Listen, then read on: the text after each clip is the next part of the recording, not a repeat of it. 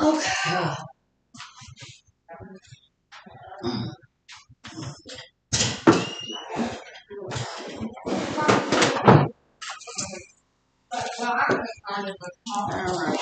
I do believe that we are live. I do believe we are.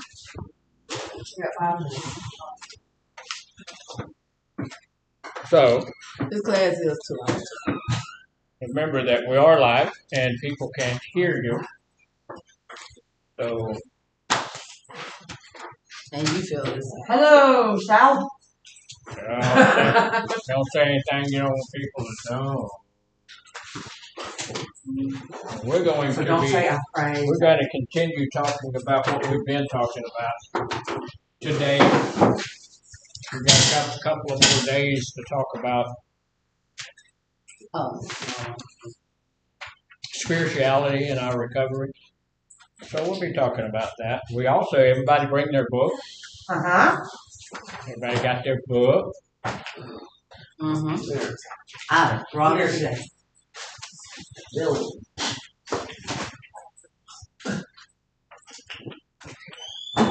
You usually fill out the top of it. The name of the group.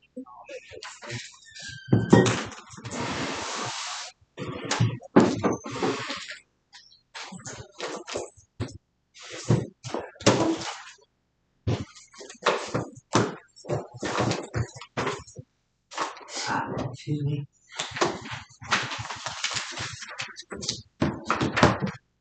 Come on, Skip.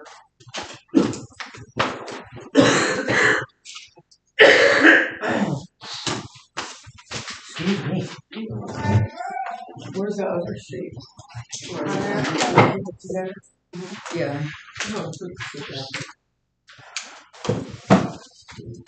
Where shall we be studying today? Yeah, You gonna wait? Oh, it's like what part are we on? 11. we're still going to be on page 70 for a few minutes. We'll always start out in the book just a little bit. So we'll be on page 70. We still have a couple of minutes.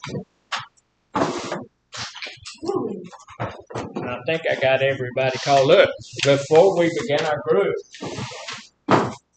and we'll wait until everybody gets together. We'll wait until time. Because I know those guys will be right there, ready to go. Mm-hmm. You better believe it. They're always right there, got their books open. And, That sound like a good group. oh, they do. They really actually do a pretty good group. You know, they ask questions and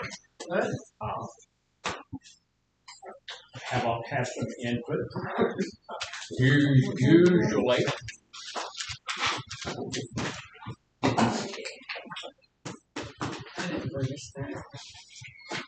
Good.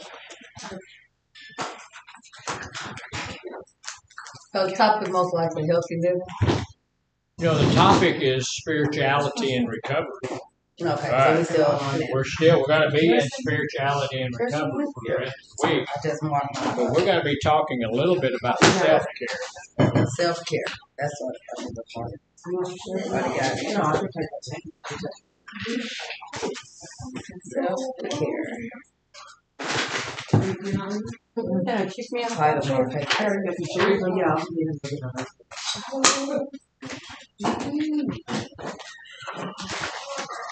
To 70? Yes.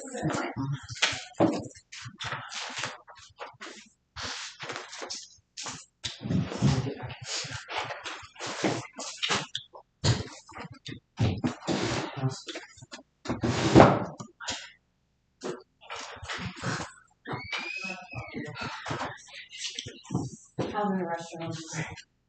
Oh, you are on time. Yeah, we're gonna get started.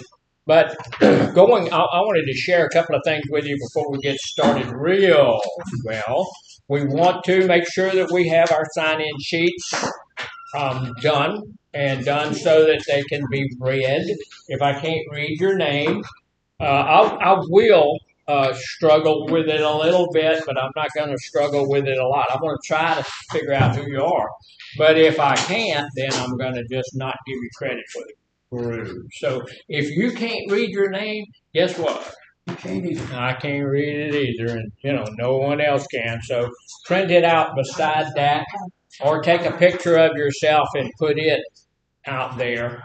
And that still doesn't help a whole lot because I don't have the names yet connected with the people yet, and so sometimes that doesn't even work. So it's best if you print your name out beside it. So going forward, look, we're going to have a goal for our group, and we're going to talk about what is the goal for the group.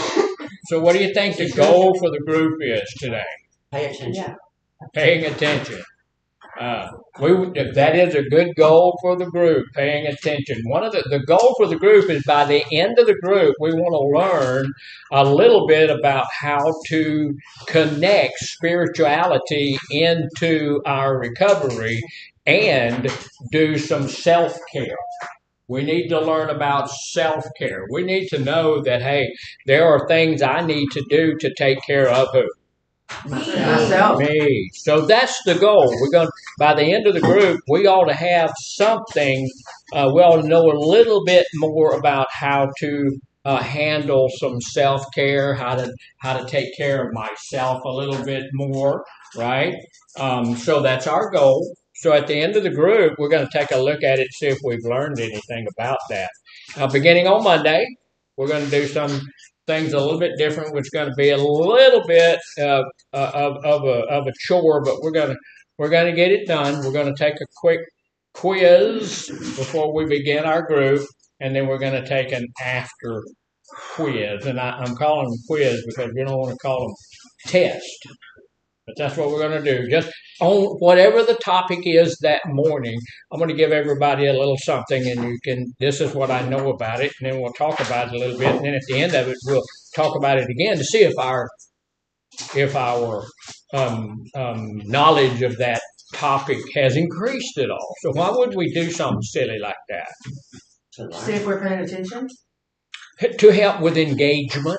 To help people stay awake and say, oh, we got to, I'm going to have to be paying attention to that. And what that's going to cause is I'm going to have to come up with that, and I'll bring it when I'm over there. I'll bring it here, and when I'm over here, I'll bring it over there. So we're going to make sure that happens. So we all know that we have to sign in at every group, and we also know that we have to bring our books to a topical group, right?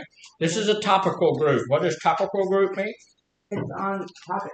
We have a topic, right, and we're going to teach on a specific topic. So today we're looking at week 7 again, assignment 11, balancing recovery, family, and work.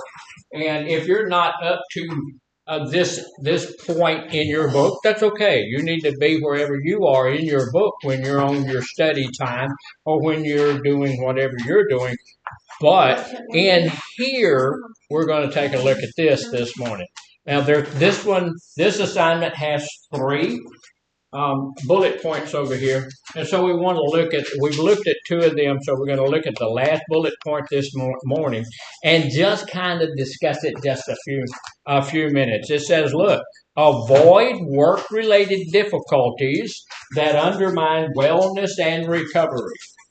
What on earth does that mean? Avoid work-related things that don't coincide with like your recovery process. Like if it's stress and things like that. Okay, so if you're working, can you avoid stress? No. You're probably going to have a little stress, especially, look, if we weren't working before we came into treatment, then we leave treatment and we've got a job, it's probably going to cause us a little stress. Yeah. But how are we going to avoid some of those difficulties? How are we going to avoid, what's a difficulty in your work? Coworkers. Dealing with co-workers, dealing with your co-workers. So, hours of work. Say that again. Sometimes the shifts that you work. Yeah, the shifts that you have to work on and all of those kind of stuff can be some difficulties. Look, one of the greatest difficulties is getting up and getting out. When I was at the prison, we started our groups at 6 o'clock in the morning. And I hired a bunch of folks while I was out there because a bunch of folks didn't want to stay all that long. And so I would hire somebody and they would come to work and it would be, I tell them before, hey, we start at 6 o'clock in the morning. Is that going to be a problem? What would they say? Yeah. No, absolutely not. And then when, it's time for them to show up at 6 o'clock in the morning, it's, oh my God, it's 6 o'clock in the morning, So that was a little bit of a difficulty, getting yourself up, getting yourself out, getting yourself there on time to be ready. If the group started at 6 o'clock, guess what? You had to be there a few minutes before that. Yeah, if you're early, you're on time. If you're on time, That's exactly right. That's what the military tells you. If you're on time, you're 15 minutes late. Yeah. You gotta be there a little bit early. Of course, you can't expect people to do that, but you can expect people to get prepared for their group the night before, perhaps. Yeah. A little bit. We've had so many people down through the years getting prepared for your group, but the group's been going on for 15 minutes, and that's just not kosher. So there are some difficulties. I need a book. You need a book? Yes, ma'am. She'll get it today from Miss Chastity. All right. Miss Chastity is your counselor? Yes, ma'am. She hasn't Tell seen her yet. that you got to have a book, that you got a demerit in class today. You came to group without your book, and that's her fault, right? No, she'll get you a book. As a matter of fact, there's a couple of them in the office in there that I know that are in there already. So at break time, I will make sure that you've got a book. So here's the deal. We need to avoid any work-related difficulties that's going to undermine my wellness and my recovery. Some of the things that's also going to happen is this. If I'm working somewhere where I'm not making enough money, that could undermine what I'm doing, right? I can remember when I first started, I got back into the work force, I was working at 3 different jobs. Is that a good plan? No. No, that's not a good plan. Because I will tell you, if you're working at 3 different jobs, you're not resting much. You're not resting much. And it's hard for you to do whatever job it is for you to do, whatever job that you have found, because all of the jobs that I was working were, low level, no money, hard work for nothing. I was a dishwasher at a local drive-in back in the day. We had to wash we did have this big old thing that we ran them through, but then you had to wash them by hand when they came back out because it didn't completely clean them, and that was a really hard job. Then I'd move from there and I went to a place that was a drive-in. When I was a kid, there were no such things as, just tell you how old I am. There were no McDonald's, there were no Sonics, there were no Burger Kings. There were none of those things. We had I was in Meridian, Mississippi, and there was one drive-in there where you could drive in and get a hamburger and stuff like that. And I worked there most of the night. So it was kind of hard to do. So we need to understand that there's some things in there that could be a lot of work-related things that can cause us to have problems in our recovery. And we want to avoid those. How do we avoid those? Anybody got any idea how we avoid all those work-related things? To avoid them? Yeah, how do you avoid them? Don't work. Basic things. Just don't work. She just don't go to work. And there, do it with it. Yeah. Make sure you're on time. Make sure your hours Make aren't sure too you're much. right. Make sure Make you're sure doing you the job the way you're Watch supposed your to do the what job. coworkers you hang out with. Right. Watch who you hang around with while you're there. And here's the deal: if you do your job well, what's going to happen? You're promoted. You'll be happy. You'll be happy. Yes, there's several different things. If you just go in there and do your job well, there's a couple of things that can happen. You can get promoted.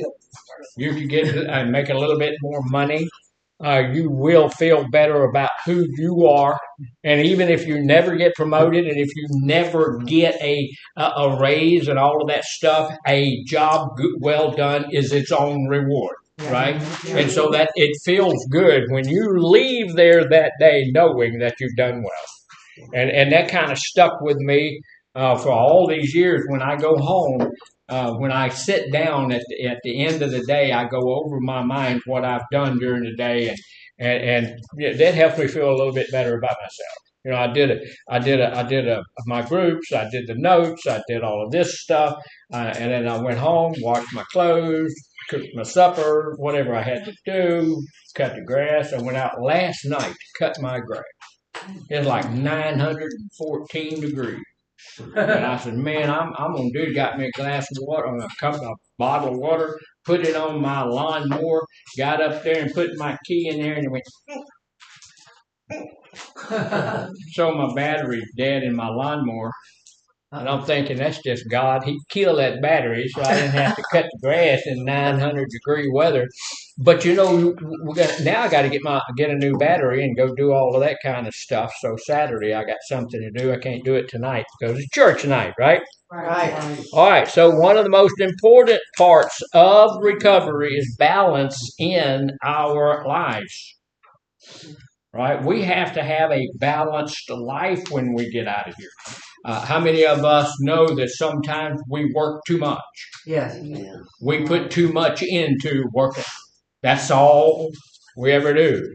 I have to guard myself from that because I'm a perfectionist and I'm a workaholic, and I'm going to work for if there's something to do, I'm going to do it. And my wife is yelling at me all the time about that. You know, it's like, sit down for a few minutes, but we have to, it's okay to work hard, isn't it? Mm-hmm. It's okay to work hard within reason. Because if you get, what does HALT say to us? Y'all remember the HALT thing? Yeah. What does that say? Hungry, tired. Yeah, don't let yourself get hungry, angry, lonely, or tired. So if you get worn out, what happens? If you get just really super duper tired, you're burnt out already. You're hallucinating. That's really tired. If you get to the place where you're hallucinating, I think sometimes this is a hallucination. I'm not sure this is really happening. But if you get really super duper tired, where do you go? Sleep. To bed. Well, some of us do. I go smoke some. That's what I do. You go what? I said I go smoke. Yeah, you go smoke just so you get to the place where you're committing suicide, slowly committing suicide. A lot of the times when we get super duper tired, or we get hungry, or we get lonely, or we get angry. We relapse. We go to alcohol and drugs. We can go to alcohol and drugs because we go to a place of victimhood. I'm a victim. Yeah. I'm a victim. Yeah. Let me share a little something with you. Whose victim are you? Your own. Your own. You're the only one who can make you a victim, and if you are a victim, you are victimizing yourself. So we need to understand. Hey, look. If I get real super duper tired, if I'm overworking myself, then I can go to that victim place. Nobody loves me, everybody hates me. I might as well go eat worms or use drugs. You know, if I smoked a little bit, took a little bit, drank a little bit, I would feel so much better. And you know, if I'm going to try to sleep tonight, but have you ever been so tired you just couldn't sleep? Yeah. Yeah. So we can talk ourselves into using our drugs because, hey, I have to work. Yeah, I have to work, and they're trying to work me to death down there. So if I can have a little something, it's going to help me. So we've got to watch all that stuff. We want to have a balanced life, right? We don't look. When you get tired, what do? Rest. You take a break. You know what? When I get tired, I tell my boss I'm tired. So what does my boss say? Go back to work. I have a really good boss. I have a really nice boss. My boss is Miss Sierra, and she'll say, "Well, go sit down somewhere, take a break, go home, take a nap." She's not one of those who's going to try to push you beyond where you need to be. So she's a good boss. But here's the thing. When I get tired enough, I need to let somebody know that, hey, it's time for me to take a break. I need to balance my self-care with my job, and what else? How about my playtime? You know we need to have playtime. We need to have joy and fun. We need to do those kinds of things. We need to have playtime. Have you ever seen anybody completely, totally worn out from playtime? Yeah. I have. I've been there, man. I'm playing so hard that, oh my God, I'm wake up and say, hey, well, I'm done. I can't do anything else. Well, we don't need to overplay. We don't need to overwork. Now, here's some of the things we've got to have in our lives to have a balanced life. 3 of the most important parts of our lives when we leave treatment's going to be what? Mental, physical, and spiritual. What is it? Mental, physical, mental, physical, and spiritual. Mental, physical, and spiritual. She said, I like that. That's really good. That's not what he says here, but that's still mental, physical, and spiritual. All of those things have to be balanced. But look, we need to have some things in our lives, and one of the things we need to have is recovery activities. What's a good recovery activity for you? AA. Gardening. Going to AA. What did you? Gardening. Gardening. Church. Gardening. Okay. Church. Out in the back of her house, she has all these marijuana plants growing. Yep. My wife gardens all the time. Right now, she's collecting tomatoes. Yep. Yeah, they got those little tomato tomatoes. Yep. She planted them like 4 years ago, and they'll in the wintertime they'll die out. In the summertime they'll come back up, and then they'll just poop out a lot of tomatoes. We eat them in our salads, and they're great. And that's amazing. Onions do the same thing, and she can grow. We have some raised bed and gardens, and she can grow probably 1 million cucumbers. Cucumbers, I love. Yeah, I love cucumbers, and they grow well. So anyway, that's for some people that could be a recovery activity. But how about going to my AA groups, my NA groups? Celebrate recovery, whatever it is that I'm using as a group to keep me from going back to where I was. That's a recovery activity, right? How about a meeting with my sponsor? That's a really good recovery activity. How about meeting with some sober support group people? That's a good activity. How about sometimes just by myself, sitting around and doing some journaling, doing some stuff like that? That's good recovery activity, isn't it? That's some good stuff for us, and thinking about some things that I can do. Look, for me, going to church is a good recovery activity because I'm trying to get connected to my spiritual power that's in my life. I want to be connected to my higher power, and I'm nowhere near where I want to be with that level of connectedness. I want to be connected really well to my higher power. So that's all part of recovery activities for me. Can going to the beach be recovery activity? Yeah, our AA group goes to the beach and has sober activities at the beach. Now, we don't go down to the Galveston beach. It's harder than heck to have sober activities at the Galveston beach. Those people, they drink so much down at the Galveston beach, the beer and the wine and the whiskey that they spill in the ocean will get you drunk when you try to just swim. It's bad. But before you get there, at Crystal Beach, there's a nice beach that you can go out there, and they don't allow. You can't do that stuff there. So it's pretty nice. And we go out there and we do all kinds of stuff. One of the things we don't do is go in the water. Have you looked at the water? Yeah. We don't go in that water. That's crazy stuff. So anyway, but you can have sober activities. You can have good recovery activities in almost anything you want to do. You can go to the movies and have a good sober activity doing that. You need to pick the right movie You know, there's movies I'm not going to watch. I have no desire to watch a movie that glorifies drugs or alcohol, and they're out there. I don't want to have. I don't want to go to a movie that's a you know RRR triple A. I don't want to go see any of that kind of mess. That's also going to lead you back to the wrong place. So I don't want to do that. So there's some good recovery activities.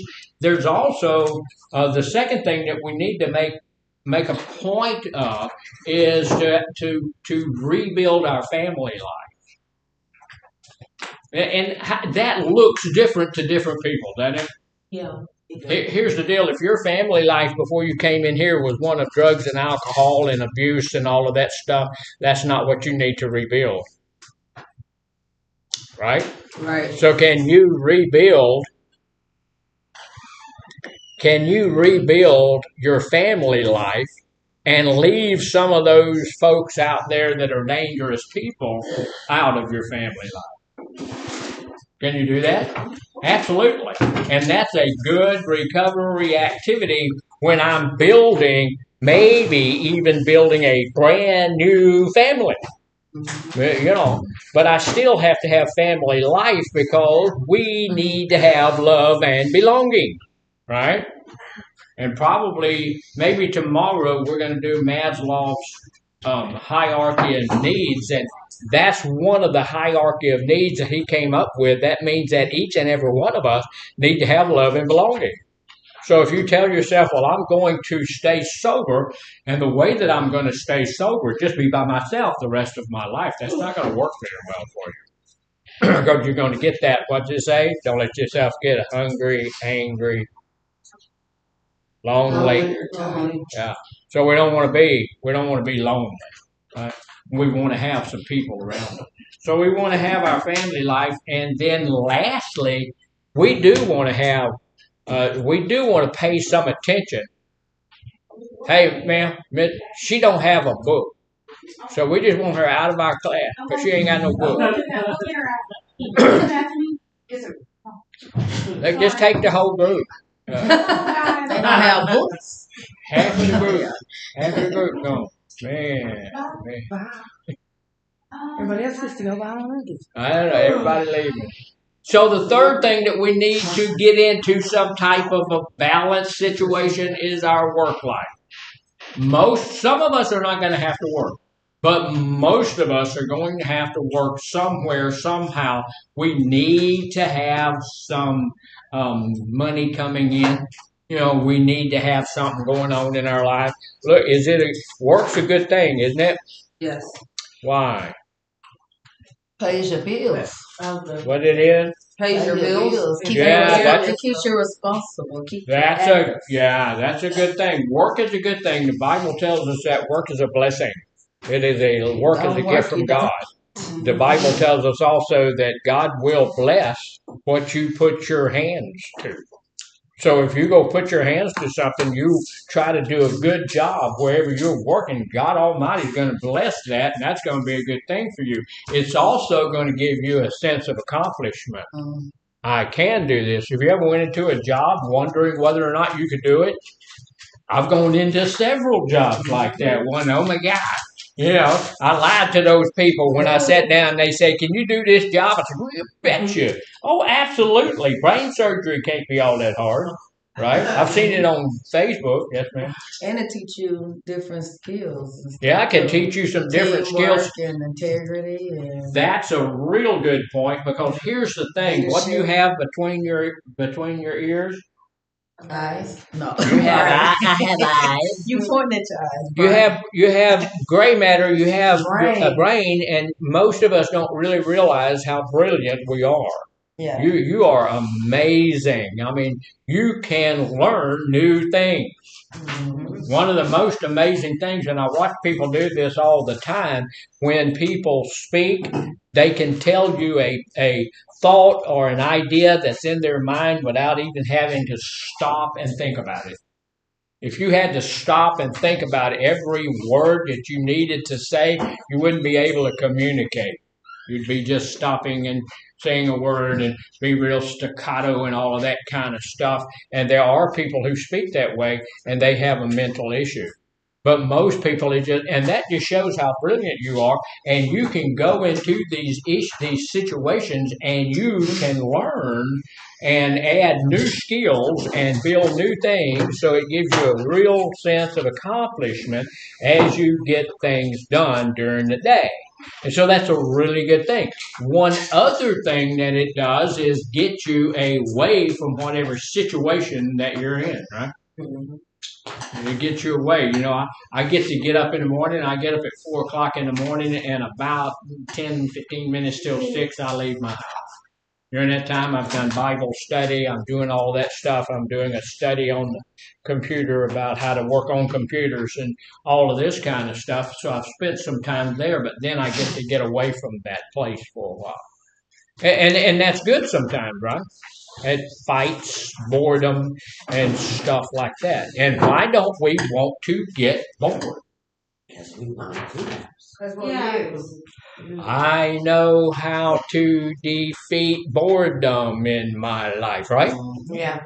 And I don't want to go back to that place. If I have something that I have to do, then that helps me defeat that. Y'all tell me why I don't eat from the Burger King anymore. Because you can't have it your way, honestly. Say it again, Tamor. You can't have it your way, honestly. You can't have it your way. That sounds healthy. That's good. Yeah, it's not all that healthy, but I will tell you, I had a facility in Baytown. My wife and I had a facility in Baytown, and we had a lot of people coming through, and we had just a ton of folks that worked at the local Burger King. I told you a bunch of stuff, huh? They were all on methamphetamine. Oh, and the person who was getting their drugs for them was the manager. The manager. They called it the team leader or something. Anyway, so I don't want somebody that's, hey, look, it's a hamburger. I don't want somebody that's totally high making my food for me. The point that I'm making is just because you're at work, does that mean you're going to be sober? No. So we have to be cautious when we're at work who we're fooling around with. Because there are some people there that are not only not sober, there's people there that want to get you not sober as well. Right? So we need to be cautious about that. So sometimes we can find these three things in conflict, right? How could some of those things get in conflict with one another? We've got recovery activities, family life, work life. If you don't prioritize it right. You got to prioritize it right. You got to be able to work all three of them. You've got to be able to look at one of them and say, this is more important than the other. All right. You got to be doing. Look, my wife is getting a little older. She has some issues that's going on, and she tends to fall sometimes. So my home life is a little bit more, stressful sometimes. But while I'm at work, she's at home by herself, and what if she falls? Right. That's why my phone is with me all the time, because that was a good point. That was kind of. Life alert. Let's get one of them. Huh? But I'm her life alert, so if she calls me, I'm gonna have to. I'm gonna have to go do it. So sometimes they can get in the way of each other. So we have to prioritize them and see which ones are more important to us than the other. And then we have to do that one, make sure that one's covered. But here's the deal. We have all three of them, and all three of them are important. Are our recovery activities, are they important? Yes. Yeah. Sometimes they're more important than anything else.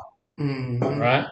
And how about our family life? Yes. Is that important? Very. Very important. Sometimes it's more important than anything else. Right? Yeah. It's more important than anything. How about work life? That's important. Yeah. Absolutely. And sometimes it's more important than anything else. So we need to look at it. Now, if I have this prioritized, But this other thing becomes more of a priority at this point in time. Can I shift those places? Yes. Yeah, so that needs to be a fluid type of thing, right? It needs to be where I can look at my day and say, this is more important right now, so I'm going to prioritize that. So what do I do with the two other things that I don't prioritize for that moment? Leave them alone. Do I throw them away? Wait till later. Say it again. Wait till later. They can wait a little bit. That does not mean I'm going to throw them away, disavow them, get rid of them. If right now my recovery is the most important thing, am I disavowing my job and my family and all of that stuff? No. No, but I've put them where? On the back burner. Maybe not on the back burner, but in a different place. For that moment, they're not the priority for right now, but they may be the priority an hour or two from now. Mm-hmm. Right? Okay. All right, look, I have a thing here that's a self-care assessment. Now, I didn't give everybody a copy of this because I didn't give everybody a copy of this. But I'm going to go over this, and we're going to think about it and talk about it just a little bit this morning. But how important is self-care? Very important. Very important. Yeah, self-care has to be something we put on the front burner, right? Self-care has to be something that we are serious about. How many people are serious about self-care? I'm not as serious as I ought to be. I'm not, I don't work out as much as I used to. I'm about to quit that. I'm about to get back to where I need to be. And I still let sugar sneak up on me from time to time. I did yesterday. I'm not going to do it today. But I still, I always want to have something sweet, and that stuff, that's the devil killing me. So, we've got to be serious about our self-care. Because if we're not, we're going to get to a place where we feel like a victim, and we're going to wind up, when we get to that victim place, we're going to wind up. Now, I have 3 different areas that we're going to talk about this morning. Self-care activities are the things you do to maintain good health and to improve well-being. What's well-being? Your health. Overall state of being. Okay, that's a good way to say it. Overall state of being. Good health is my health, right? Good health is how I take care of me. Do we all take care of me fairly well? Well, we take care of ourselves. Do we? Well, We all take care of ourselves fairly well? We did not do it in our addiction. Say it again? We didn't do it in our addiction, though. Yeah, we didn't do it in our addiction, and sometimes we don't do it now. There are things that we do. We don't exercise as much as we ought to, do we? No. No one does. We don't exercise as much as we ought to. We should be exercising more. A lot of us smoke, right? A lot of us smoke, right? A lot of us smoke a lot. Yeah. Right? So that's not healthy. No. We know that's not healthy. We eat stuff, that's not healthy, don't we? No. I've seen so many people with half a Pop-Tart stuck out their mouth. Never. It is one lady. We're not going to point her out and say who she is, but she come to group with a whole bag of cookies and 2 packs of cigarettes. Yeah, so that's not healthy. You can't hide it. We already seen it. But that's not. None of that is healthy. So, and when I'm feel good, that helps my well-being. Because my well-being says that I feel good about me. Right? Now, I've known some people who were a little bit obese. That means a little bit Overweight. More than they should be. Yeah, whole lot more to lose. And they could be 900 pounds overweight, and they lose 2 pounds, and they can feel very good about themselves. Right? And that's a good thing. So we need to understand that my well-being is tied up in my being well. Get it? My well-being how I feel about myself is tied up in how I've done in my exercising and not doing eating and not smoking. All of those things are going to make me feel better about me. Look what I have accomplished. True. Look what I have accomplished. One of the ways that, one of the things that I tell people, did she not give you a book? I'm devastated. I have an extra one. You want to go get one? You have an extra book? Yeah. How come you have an extra book? I just because I got it in my intake and then I found out. That's why she hasn't. I have an extra. No. I feel like you're pointing me out an awful lot today. Yeah, let me share this with you. Before you come to group, what should you do? Use the bathroom. Use the bathroom and get your snacks. Here's the deal. Look. Question. Yes. I walked out. What was it was the 3 and 45. It was family. I don't know. That was a year ago. And Oh, yeah. Recovery activities, family life, and work life. This is why it's crazy when people have to leave group, come back, and they miss a part of it. Like that. You'll find out that many of these activities are things you already do as part of your normal routine. The things we're going to go over are things you already do, so you won't have to incorporate them into your life if you're already doing them. Sometimes you may have to prioritize them a little bit better. Sometimes you may have to force it to work in your life. And I will tell you this, thank you, ma'am. I will tell you this. We're on page 70. I will tell you this, that everything we're going to point out, we need to do. So if you, if you want to write it down, you can do that. However, if you don't want to do that, you want a copy of this, if you would let me know, I will make sure you have one. In this assessment, we're going to think about how frequently or how well we are performing different self-care activities. Self-care activities are highly important. Some people will look at you and say, well, you're just a little bit selfish because you're wanting to do all of this stuff for yourself. What do you say to people who say that to you? You say you're trying to. Okay, go ahead. Tell them, oh well. I have to take care of myself. Oh, that's nice. Oh, that's nice. That's because y'all being nice. What I usually tell You them don't is, owe nobody an explanation. no, Sometimes No. you gotta be selfish. yeah, If it means your recovery is at stake or absolutely. Your recovery is at stake. You don't owe them anything, and if they want to stay in their junk, they can. Yeah. If you don't want to exercise, don't.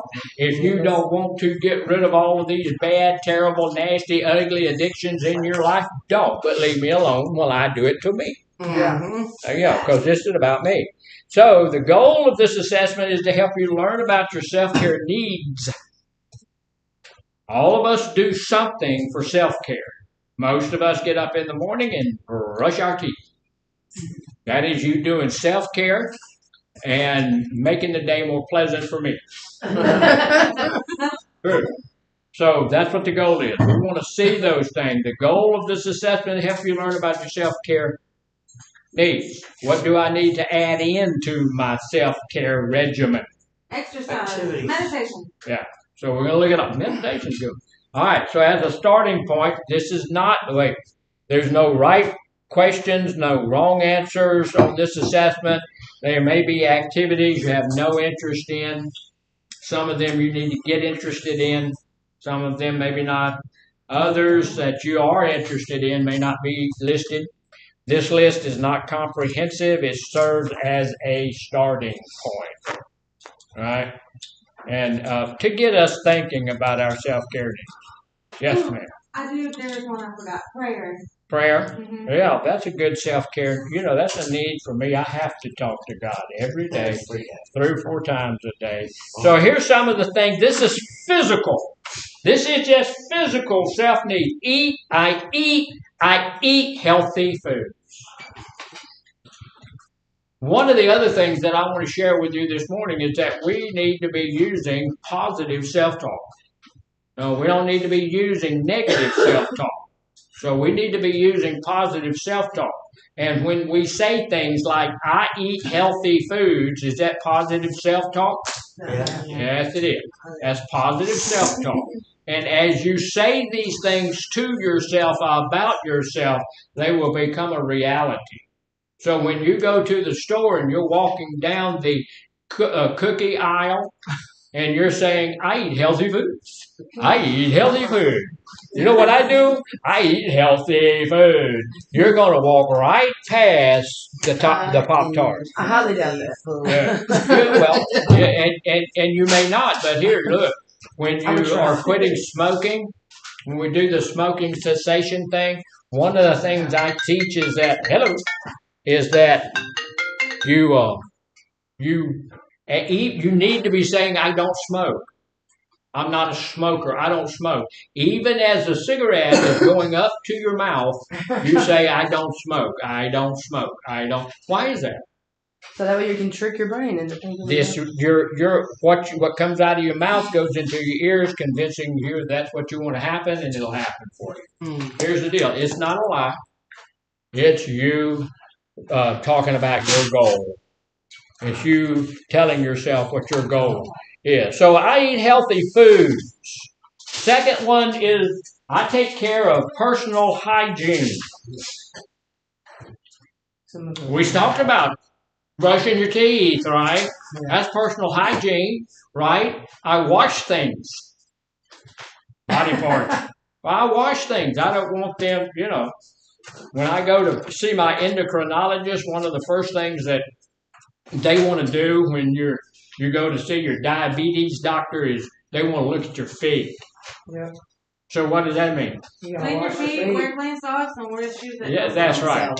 Wash your feet, cut your toenails. Do the things you need to do. So look. How is that going to help me stay in my recovery? It's just it makes you feel better about yourself. It helps with self-respect. Yeah. Nobody is trying to avoid me because I smell funny. It helps my self-respect. I had a young boy who had a body odor, and I made sure he had some underarm deodorant. And about a couple of days after that, he came back to talk to me. He said, "You know what? I don't stink anymore." I'm going, that is so neat. I don't stink. And he was like 12. And 12-year-old boys are supposed to stink. So just so you know. So here's the other. I exercise. Yes. That's physical health care. That's physical self-care. You are supposed to be exercising.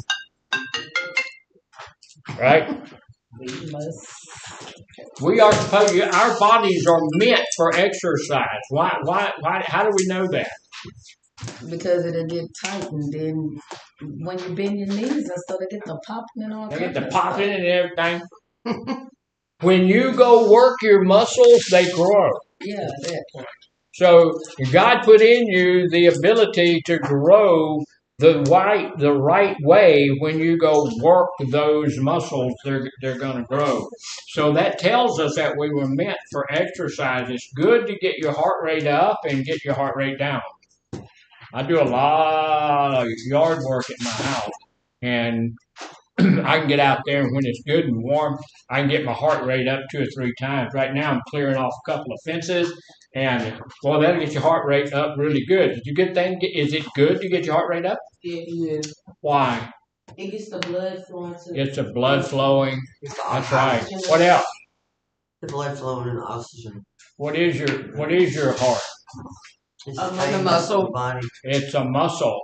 And like every other muscle in your body, it needs to be exercised. Yep. So if you ain't got your heart rate up in the last 12 years, something ain't right. You need to do something. So I exercise. Wear clothes that help me feel good about myself. Yeah, dress right. Dress well. So that's going to help me with physical self-care. Now here's one that is kind of, look, people kind of look at me a little bit, but I eat regularly. Why is that important? Why is it important to eat regularly? Your, energy. Yeah, why is it important to make that part of my self-care regimen? Yep. It's healthier. It is. It's healthy for us. We ought to eat 3 meals a day and have a snack between meals. That don't mean junk. That don't mean the stuff y'all drag off in here. That means good for you, like little carrots or nuts or some stuff. I don't know what they got in those bags out there. I've had a couple of those things are horrible. Good. Yeah. They are good. I don't know what kind of fruit that is. They are good. People ought not eat that stuff. Yeah, that's horrible. But anyway, I eat them all the time. when when I was in my addiction, did I eat regularly? No. No. When I started getting into early recovery, did I eat regularly? No. I had to train myself to eat regularly. So physically, I need to get to the place where this self-care, I'm eating regularly. I eat a lot of eggs now. Eat a lot of protein. Eggs are good food. Yeah. They're not bad. I like them. They're good to eat. They're, if you can get past the point that the yellow part of the egg is a little baby chicken. No, it's not. Yes, it is. No, it's not. Yes, it is. No, it could be a baby chicken, but It it's is not. a little baby chicken. It's a little baby yellow chicken. So I eat regularly. Now look, I also need to participate in some fun activities. Whatever I call fun. Now look, that doesn't mean, I used to think drinking and drugging and running in the roads and running in the bars and being in all of those kind of crazy places was fun. It wasn't fun. It was exciting and it was addicting, but it wasn't fun. But fun, look, walking. I do like to walk. My wife and I go, and we're going to go in October. We go to state parks, and we're going to go to one in Louisiana, and then we're going to go to one in Alabama. We'll probably wind up in a couple of them in Alabama. We're going to be gone a couple of weeks, and we're going to stay in those things. And the one in Alabama, that's just a bunch of mountains and stuff, and you can walk through those things. You park your RV right here in the mountains, right there, the trail up the mountain. That'll be And fun. it is fun. It's harder for my wife to do it, but me and the dog go do it, so it's good. Swimming. How many people like swimming? Yeah, swimming is great. That's good exercise. Dancing is good exercise. When you dance like I do, it's really good exercise. Because when I start dancing, people start running. They think something going on that ought not be happening. That boy done caught something. You start with your feet, though. Yeah, I start with all over. Just kind of That's why they. all kinds of sports. Sports are just, I'm not a real sports fan, but I'm not one of these guys that's going to lose his brain because some football game, doesn't go the way I want it to go. But I am all for 12-year-olds playing football and baseball and basketball, all of that stuff. That's really good exercise. When I was in the military, they came around and said, we're going to get you started in a great exercise program. Guess what they got us started? Basketball. We're out playing basketball. That's really good exercise. We have to look. I get enough sleep. How much sleep do we need? At least 8 hours. 8 hours. It's between 6 and 8 hours. Some people need 9 or 10 hours. Who would need 9 or 10 or 12 hours? You guys? Me. Actually, well, I guess so. Y'all get about 2 hours of it in here sometimes. Some of you. But kids who are between the ages of about 15 and 20 need that many hours. Why? That's why they're growing. Their brains are developing. Their bodies are just still developing. And so they actually need that much sleep. When you get to my age, you see a lot of people napping as they sit and stuff like that. So some people who are not in great shape, they need a little bit more sleep. But for a lot of folks, if you're in fairly good shape, when you get my age, you don't need all that much sleep. And the normal person in between those ages between 6 and 8 hours a night. I get an average, and I keep up with that stuff. So I get an average of about 7 hours. I go to sleep at 8 o'clock at night, or I go to bed at 8 o'clock at night, and I get up at 4. So I get about 7 hours. So we need to be going. Yes, ma'am. Did you know your brain stops growing when you're 25? Your brain stops growing when you're 25. Yeah. Is that true? Yes. Is that it? Absolutely. Not like your mental capacity, but your brain itself. And my parents were class about the brain. And they told you your brain stops growing when you're 25? Maybe it's Not your mental capacity, but the actual brain itself. All right, so she said that your brain stops growing at 25. Is it true? I don't know. I will tell you this, that it is different for everybody, right? You can have 35 people, and their brains are going to grow to how big? About how many pounds does your brain weigh? 5. Yours weighs 5 pounds? I have not a clue. That's because you're eating all of that stuff. I'm guessing. I have not a clue. A brain weighs around 3 pounds. I was close. The normal brain. Now, we cannot point to a level and say, okay, at 25, everybody's brain stops growing. Because you have people who it'll keep growing until they're 26 or 27, and other people whose brain stops when they're 15 so that's not, we can't just point there. Now, we can say that somewhere around that age, your brain usually stops growing because people are so different. So it's hard to say physically that this is true for everybody on the face of the earth, right? Because we're so different. Thank you for putting that out there, though. So we need to go to the doctor. When do you need to go to the doctor? When you're sick regularly. When you need to go to the doctor, right? When you don't feel good, you shouldn't sit around your house and say, you know what, I don't feel good. No, when you get to the place where you don't feel well, you need to go see your family doctor and see what's happening. You need to know what's happening. Because what happens when we get sick?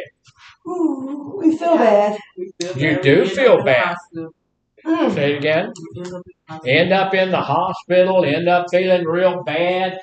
So what happens when we wind up in the hospital or we wind up feeling real bad?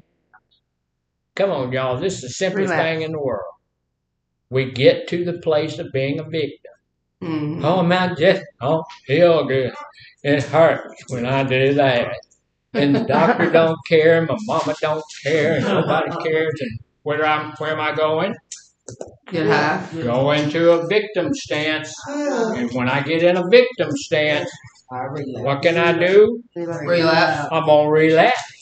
I'm going to get to the place where I feel this bad sober, I might get drunk, right? I feel this bad. So we need to take care of that when we need to take care of that, right? Yeah. All right. So when you do get sick, we need to stop all this crud and rest for a minute. Yeah. Take a little bit of a break. When you feel bad, let somebody know. Tell your sponsor if you don't have something that's contagious. Go to your group. Do the things you need to do to continue in your recovery and continue to feel. If you're not feeling good, you can at least feel good about yourself. So, last one on this is overall physical self-care. What does that mean? Overall physical self-care. It's your hygiene, your exercise, all of that stuff together. Anything else that I need to do is physical self-care included in reading a book. It can be. It's really relaxing and stuff like that. And I will tell you that I've got 7 books in print, and you guys haven't bought any of them. So y'all not reading enough. And if you are reading other books, you need to stop that, start buying my books, and that'll help a whole lot of people. I looked on my, they send me a check, and when people buy books, and I looked on my thing the other day, and they won't send you a check until they owe you $20. And right now in my little deal there, it tells me that they owe me $3.35. So somebody need to buy a book, like quick. Go buy one. So anyway, overall physical health care. Don't let any of these areas slip on you. Be sure you're doing stuff. This right here just alone would give us enough to do to take up a bunch of our time. Mm-hmm. Just self-care. Right. Just physical self-care.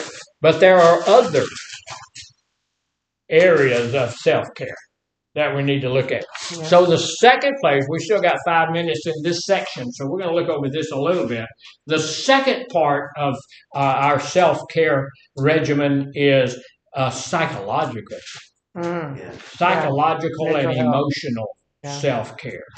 That can, look, physical self-care is hugely important.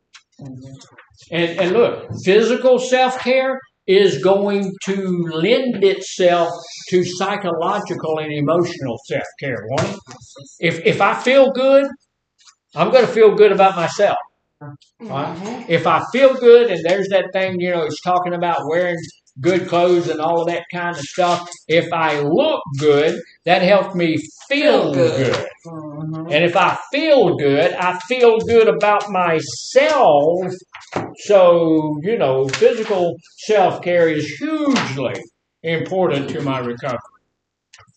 So, psychological health-care, self-care, knowing full well that physical self-care is going to help me in my other self-care, in my emotional self-care.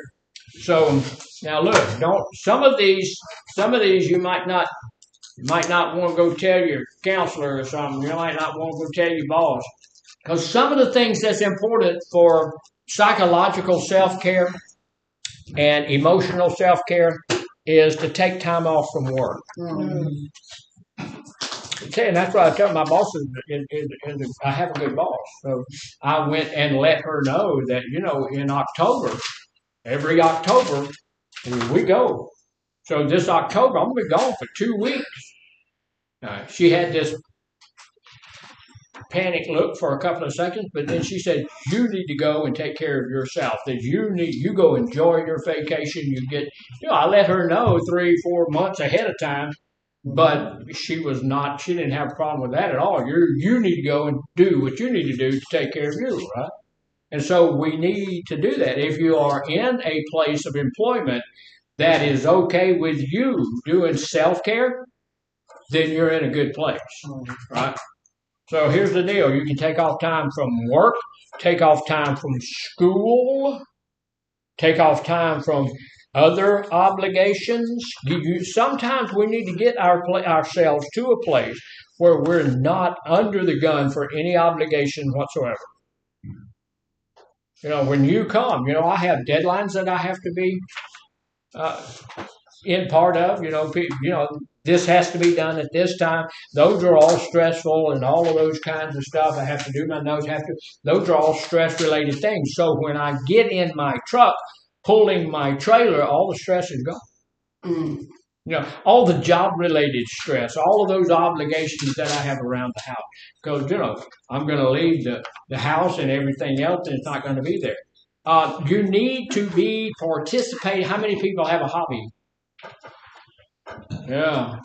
That's a good thing. I mean, other than smoking and eating. I know she had some of her hobbies was seeing just how many cookies she could eat in a 1 hour period of time. Did you really point at me? So far, it's up to 11. So, I had one. I had one after dried cherries. We need to look. We need to participate in hobbies. Why is participating in a hobby good? Keep you from boredom. Keeps you from being bored.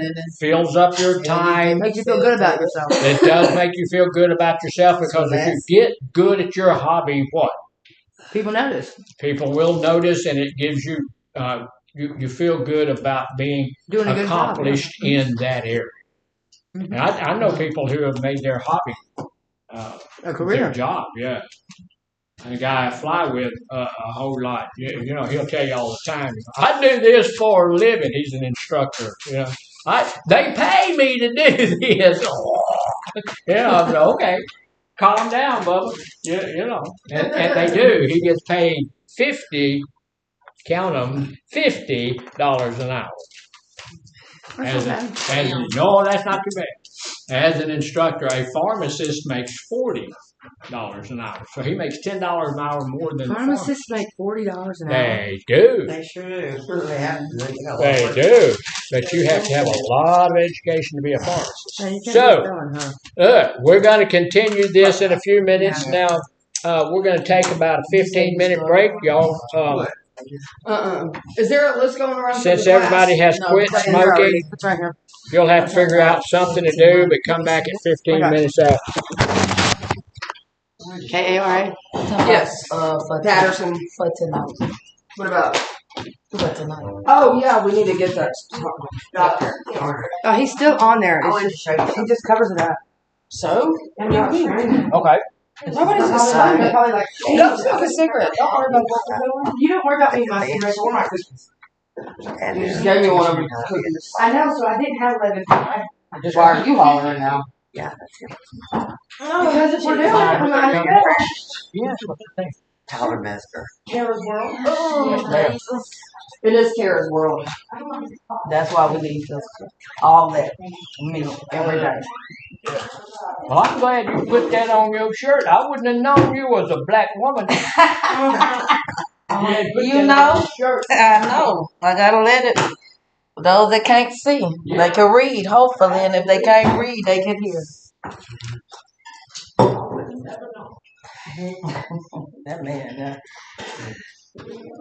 he do look like he wanted to be in the start patting his feet. Then the head get to moving, then.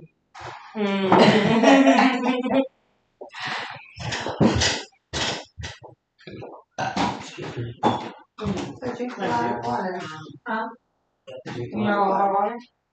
You know a lot of water on purpose. That's good. They get your brain going. Yeah. I don't want to be. Huh? I said I don't want to be. Huh? I don't really want to. Sugar's bad for you. It really is. I don't want to be diabetic.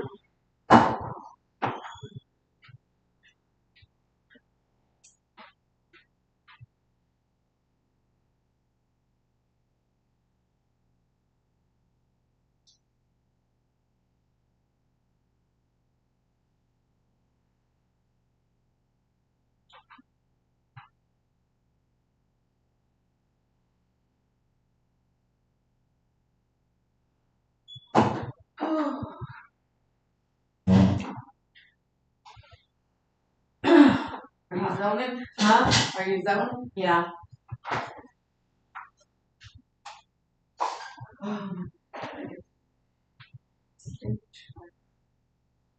Hopefully.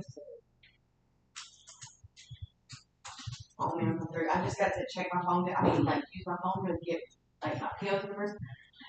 You have relations? Yeah. Check every time this year. Just signed for 6 years, like, the week before last, or smoothly drugs in the fucking facility. The jail. Oh shit. Yeah. It was marijuana in my pocket, but I don't even smoke weed like that, so I didn't even remember that it was in my pocket, and I got arrested, and I forgot about it, so when I was changing out, whenever they arrested me, And Angelina? yep, marijuana flew out of my pocket, yeah. No, I was on strong state whenever that happened. Yeah. They feed you good in Allison. Huh? Yeah. Yeah, I've been there. Yeah, Spain County is really good. Like, you get this in the grade every morning. And it's good biscuit gravy too. Heck yeah. But they don't have females there or anything. But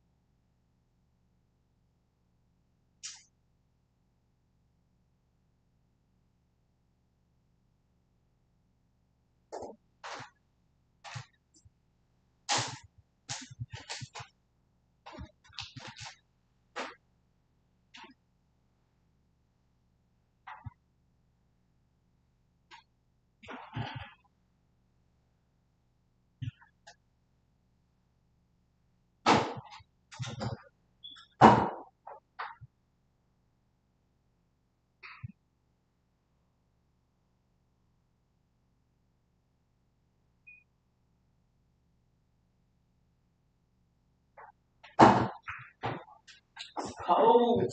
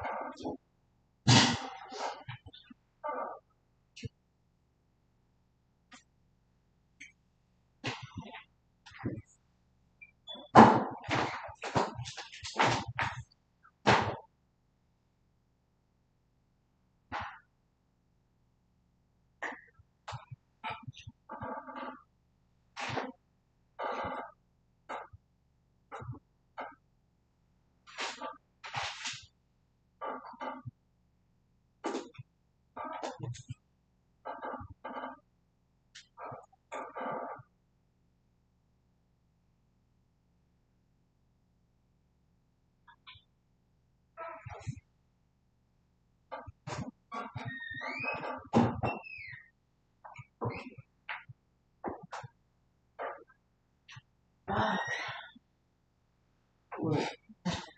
What's wrong with you? I'm just saying, right? Oh shit. Whatever. Nasty. Why? Because I That heard was that. I asked what I heard what Kara said. What she said? That I'm a vulture. What? What do you mean? Like somebody that constantly asks for something or like letting, like constantly needing something. He told you that? I walked in and she said, I don't know, there was like 7 people standing by the bubble and she said, oh, there's a vulture. And I'm the one that was walking up. Oh shit. That's always something. You know what I mean? I ain't tripping. Yes, that freaking sweet and low, it does their work. I love it. You want some more? You need some more? No. Oh, hey, did you ever get some instant coffee? Yeah.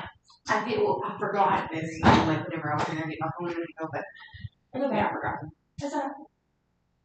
I need to. I mean, I need to use the book bag and the way you. Oh, okay. Do you have any zip-up bags? Did I ask you that? The little one. Can I have a little one? I'm not going to get it. You want me to? It's in my drawer. In your oh, I'm not going in your bag. Why? Everybody else good. You It's in my, I think, third drawer. okay. You know my drawer there, right? In your drawers? You know my drawer, you know? Oh, What's this side? what's in down here? Mm-hmm. Drawer, right beside the bed? Mm-hmm. Yeah. My bed.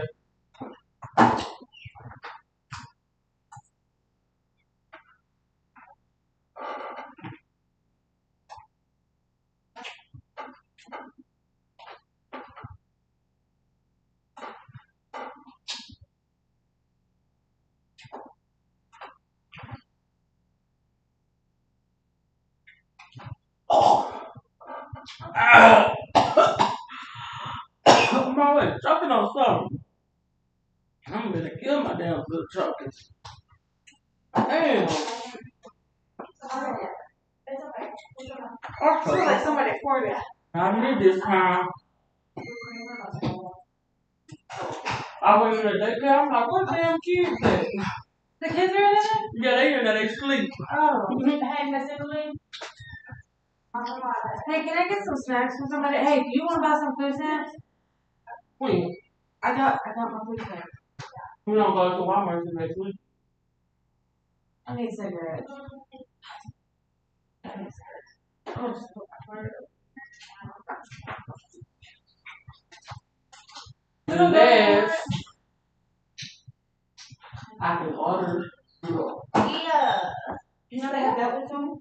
I just Emily. I need your help. When can I see you? In a minute. Hold up. No. I'm not rushing you. I can see you this week whenever you. Okay. I just I had talked to the people at the thing. They said that I have to redo my application for the apartment because I have to upload the documents. Okay. And my uncle, I talked to him because he had came up to drop somebody at the thing yesterday when I was up there, and he's the manager at the apartments, and he was like, fill out the application and call and tell them that you're my niece, and they can help me get in their Sunlight Mountain in Timber, the one she did. Okay. Yeah. Okay. But he said that when I called you, like I have to redo my application because she don't see it in the system. When we did, we'll call Precious directly. Huh? We'll call Precious. Not Precious. Sunlight Mountain. She said she didn't see no application. Remember we did? No, Precious is over both of them. Oh, okay. She said she was when I called. I don't know who I talked to. Yeah. She said that she didn't see no application in the system, and The she was lady- like, the "I have to other lady- upload." Yeah, the other lady that does. She don't know. Oh, okay. Well, whenever you have time, I'm not saying today. Whenever. It'll probably be today. Okay.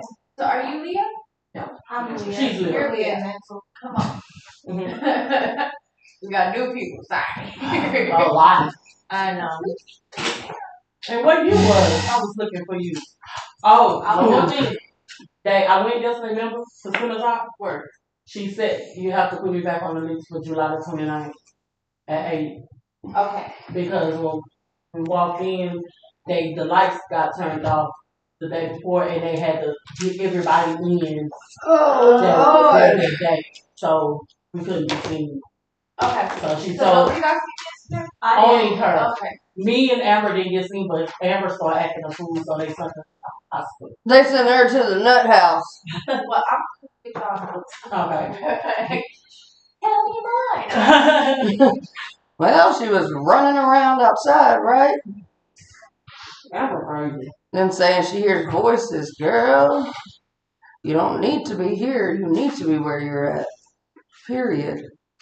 I think she just don't want to be here. I don't think she wants probably neither one. Mm-hmm. They diagnosed me yesterday, PTSD. But it's not from me being pregnant. I think you get PTSD from being pregnant. I think everybody's got PTSD or Yeah, something. I'm talking about the same. That's just my opinion. Yeah. Mm-hmm.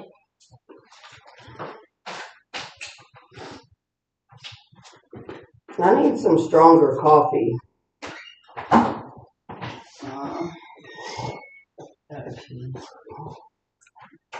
It seems like it's like it gets darker by the more it sits, you know? Yeah.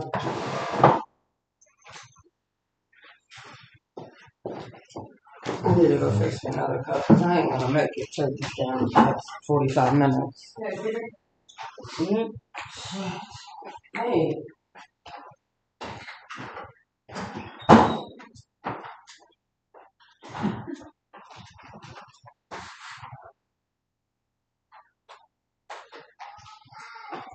Pour some sugar on me.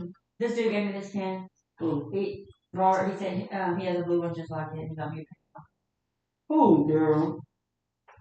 So this is fucking sweet. He gave me his guitar pitch. His guitar pitch. So I was like, sort of shaking my shoulders. I was like, fuck you, Jeremy. My husband. We're not married, but we was together for 10 years, had 3 children together. We maybe spent out of 10 years, all together with him working out of town a couple of times, and I forgot about the times that I was in jail and in prison. Probably like a year after you gather it all up, because I went to jail 3 times and stayed a couple months. So about 10 months we spent every day together until here recently.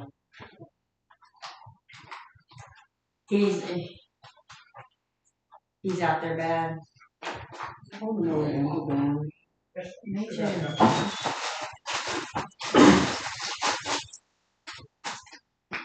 She would tell you that they turned off her phone when she was at the school.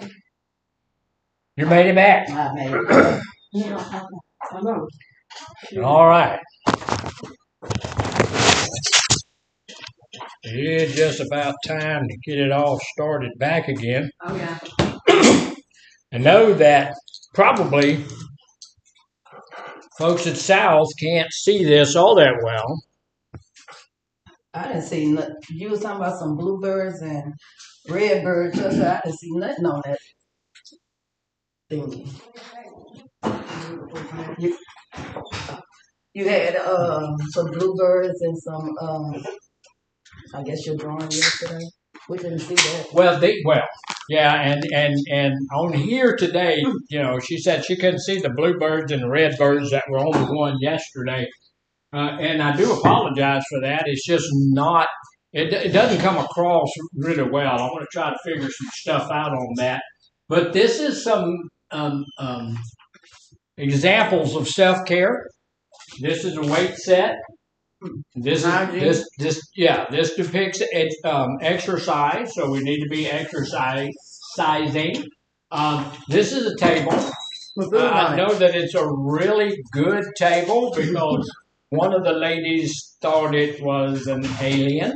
So I'm not sure. It could be an alien table. I'm not really sure, but on it we have some bread and some cheese, maybe something here. That's a glass, which has either water or milk or tea or something like that in it. And then that's a bowl. Oh. And the bowl has, something good to eat in it, like oatmeal. Or soup or something else. It doesn't have cereal in it because cereal is poison. So we don't have that in it. The lady here is taking a shower. Yes. You see all of that? This thing that's up over her head is a shower. Okay, so it's not an alien. Say it again. Not an no. So she's taking a shower. She's up pretty close to the spigot thing there, but she's taking a shower. And so what is this? A trash can. Yeah, see, everybody knew that was a trash can. If you went over there and you looked in the trash can, what would you find? Trash. Trash. Yes, that's a good guess. Trash. So what's in there? Old food. Alcohol. Oh. Drugs of all kinds.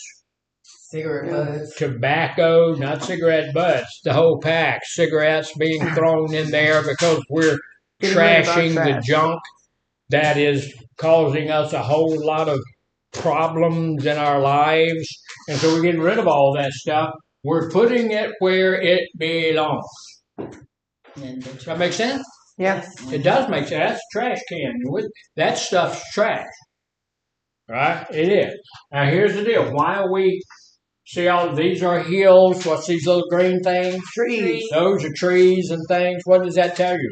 She's outside. She's outside. She's she's taking a shower outside. Hey, they do that. Can you do that? Well, they do that in Huntsville. They do that. Look, you can take a shower outside. Like I said, in October, we're going to go on our little trip. We're going to be gone two weeks. You think we're going to need to take a shower in that period of time? Yes. Mm-hmm. So you can't look. They do. I was a Boy Scout master for a long time, and we took showers outside. We built our own showers. We took showers outside. That might be important. It might be important. They've caught 3 times. Oh, I do apologize for that, but my wife, if she needs to get home, she's got to get home. I was going to say that sounds like a life.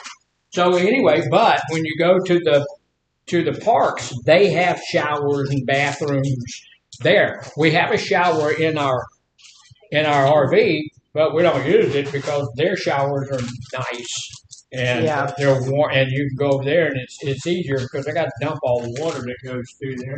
So, and we have birds. What kind of birds? Well, these are birds. They're not W's, and they're birds. So what kind of bird is this? Like a cardinal. It's a what kind of bird? Chicken hawk. It's a chicken hawk. A red bird. That's a red bird. So what is it? A bluebird. That's a blue bird. Pterodactyl. That is a buzzard. Guy yesterday, yeah. It's not a pterodactyl, dude. You know. It's a buzzard. A buzzard. A that's a buzzard, she blackbird. said. It's a blackbird. It's pretty simple. But 3 red birds, 1 blue bird, and a blackbird. So, and this is all showing how we are going to do some self-care for ourselves. One of the things that we're going to do when we go to those places, we're going to go to Alabama, Tennessee, and then come back. We're going to do some walking. They have a lot of really good trails in all of those state parks that you can walk in. The last one I was in was Martin Dye State Park, which is here in Texas, up around Jasper. And I took a youth group up there, and we were walking all of those trails and things, and they were billions of mosquitoes. Oh yeah. You would be eaten alive. Yeah. You would too. Yeah. You would too. If you have dark clothing on, those mosquitoes are drawn to you. We all did. Yeah. So we had a young lady there with us, and she was, she wore all black clothes all the time. So I made her walk in front of me because the mosquitoes were eating her alive. It was good. But I still got my share of getting bitted. But that's one good thing about going kind of north in October. When you get up in the morning, it's 30 degrees. Oh yeah. Like Pennsylvania's like that. And there are no mosquitoes. Yeah. That's because God trying to freeze Pennsylvania off of the map. Yeah. So here's the deal. We talked a little bit about participating in hobbies. We're trying to look at some of the self-care things that we're going to be doing with our psychological and emotional area, right? So we're going to participate in hobbies. One of the things that we need to do to help ourselves with emotional self-care is to get away from some of the distractions in our life. What's one of the biggest distractions in your life right now? People. People, your boyfriend, yeah, he's distracting to me. I can't stand it. What else? Now, when you're out of here and you're in your recovery, what's going to be one of the biggest distractions? Time. Time. Boredom. Boredom. How about your telephone? Oh yeah. Is that We a have forgotten about distraction? That was my distraction. Dang. Y'all should notice from my phone that's in here this morning, it's gone off like 3 or 4 times. I get calls from people from Mars. And I don't know, if I call somebody and talk to them, about 20 minutes later, somebody from that place that I called will call me back. And it'll be some guy from Korea or something. I have no idea how they do that. It's just technologically, it's probably AI stuff that's taking over the world. So we need to sometimes, we need to shut our computer down. We need to lay our phone down, and we need to Cut the TV off. They're starting to make state by state now. They're starting to make laws where kids can't have phones in school. Oh yeah. I think that's a great thing. You don't need, if you're in the 3rd grade, you don't need your phone. You don't need to be playing with your phone when you're in we don't allow you to have your phone in here. And how many people have died from that so far? Nobody can lie. I haven't died yet, but I feel like it's coming. So we need to get away from some of that thing. Here's the deal. We need to learn some new things. This will help us in our psychological, emotional self-care. How does that work? I'm not quite sure. Learning new things. Say it again. What, learning new things? How Yeah. does that work? How does that help us in our self-care? It helps with balance. Say it again. That balance in your It's a life. part of the balance. It is part of that balance, which helps us to feel good about ourselves. Oh, yeah. Yeah. And this is a new thing that has nothing to do with work and has nothing to do with school. Why would I have something that nothing to do with work, nothing to do with school? Because your life revolves around that already. Your life already evolves around that. Also, this is something that's more just for me. I'm learning the computer a little bit better. I'm trying to learn some things, and I've learned this morning. I'm going to have to go back over it. Because that lady there taught me some things this morning about the computer, and I knew right off. I have no idea what she just said. So I'm gonna have to go back and redo that, you know. And so, but see, I'm learning that specifically for my job. So that's not. It's still going to give me a good feeling about myself. It's going to help me to get some more self worth. It's going to do all of that stuff. You know, because I really don't. It doesn't bother me a whole lot, but it comes sometimes. It's a little frustrating that every time you have to do something, you have to go ask somebody else.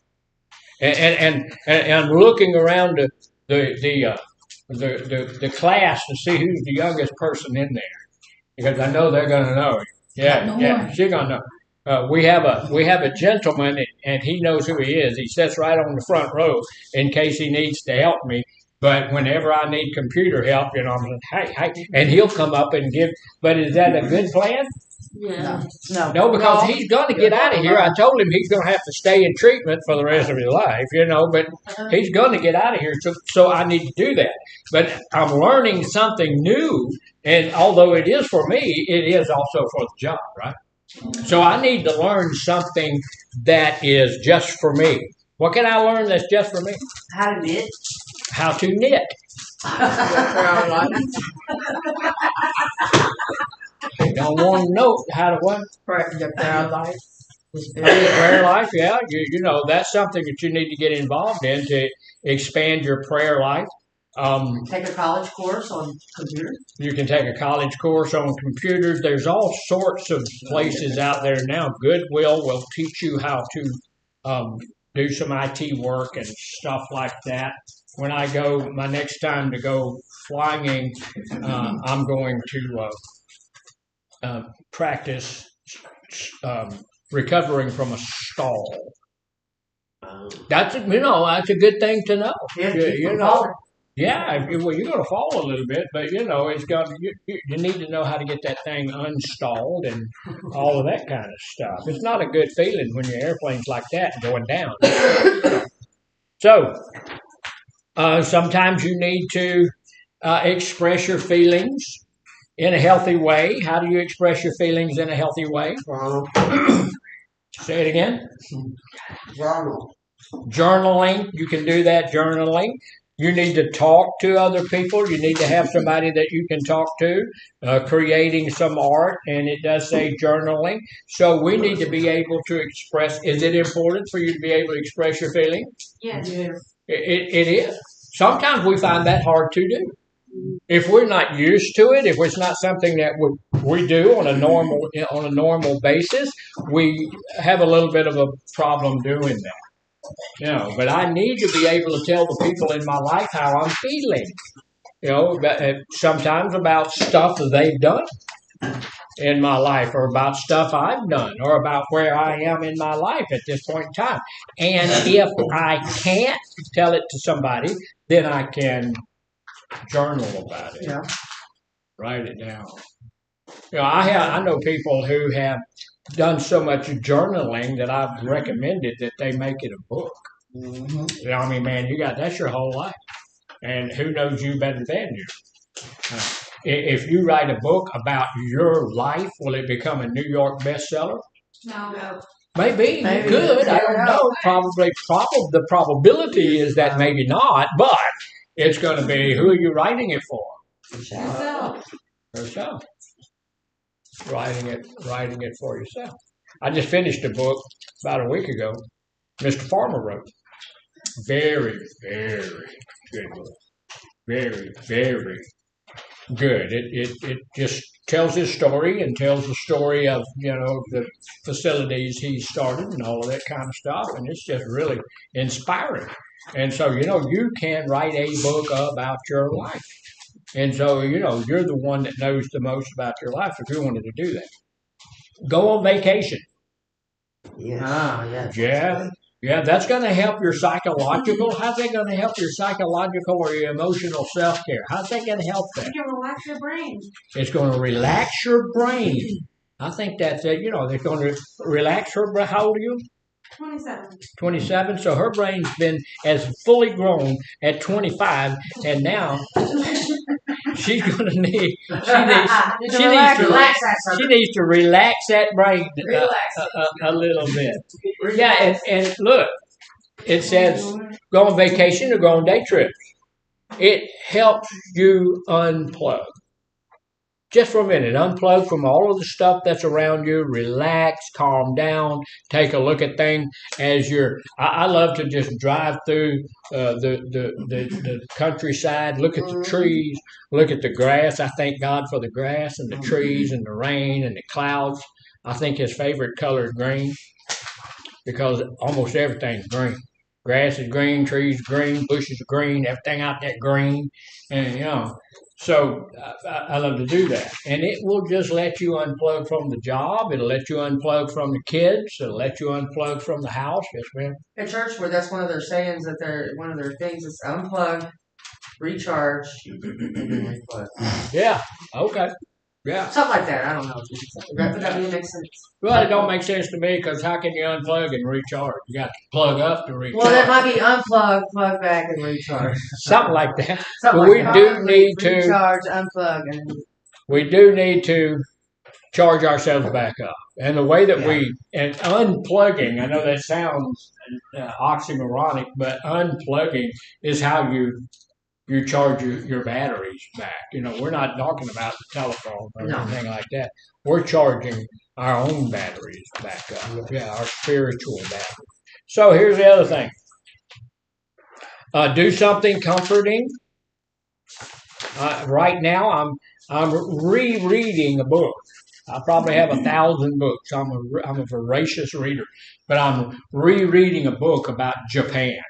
And so that's just really, some of it I recognize it as I get to it, but it comforts you. It just it feels good to be doing that stuff. Rewatch a favorite movie, take a long bath, do some stuff that for you is just relaxing. Sometimes we need to do that, and that will get you in a better emotional place. It will. Find reasons to laugh.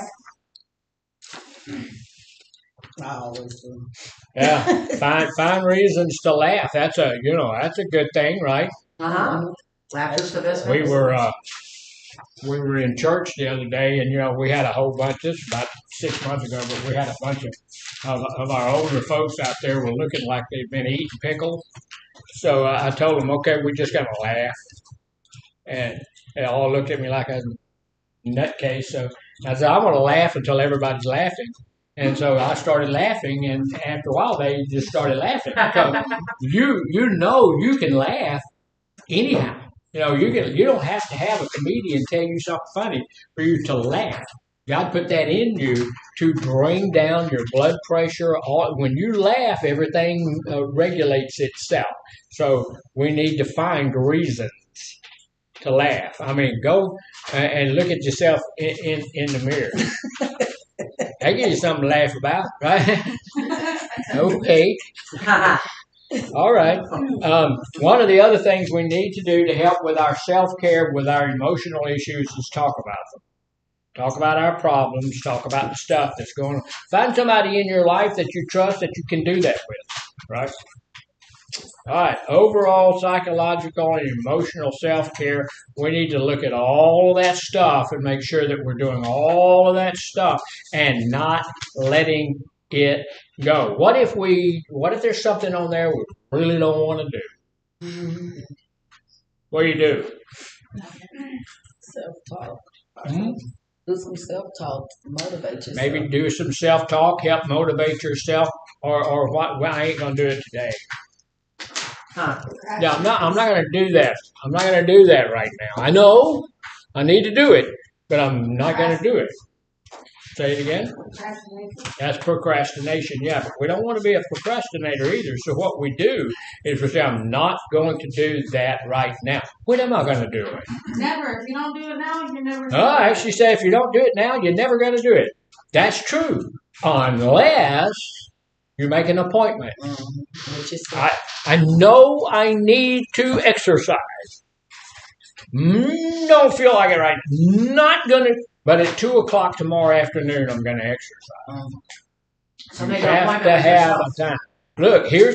This is a statistic, and it's been proven by meta-analysis. About 98% of people who make an appointment with themselves will keep it. Isn't that weird? That's something good to know, because if there's something I need to do, I can make an appointment with myself, and about 98% of us are going to keep that appointment. Now, we may be that outlier, or we may be that 2%. We may not keep it, but about 98% of people are going to say, "Okay, I have to do this." Now, that doesn't mean just put it up here. That means I got to write it down in my journal. I got to write it down somewhere. I have an appointment, and if somebody says, "Hey, look, at 2 o'clock, we're going to go," no, I have an appointment at 2 o'clock.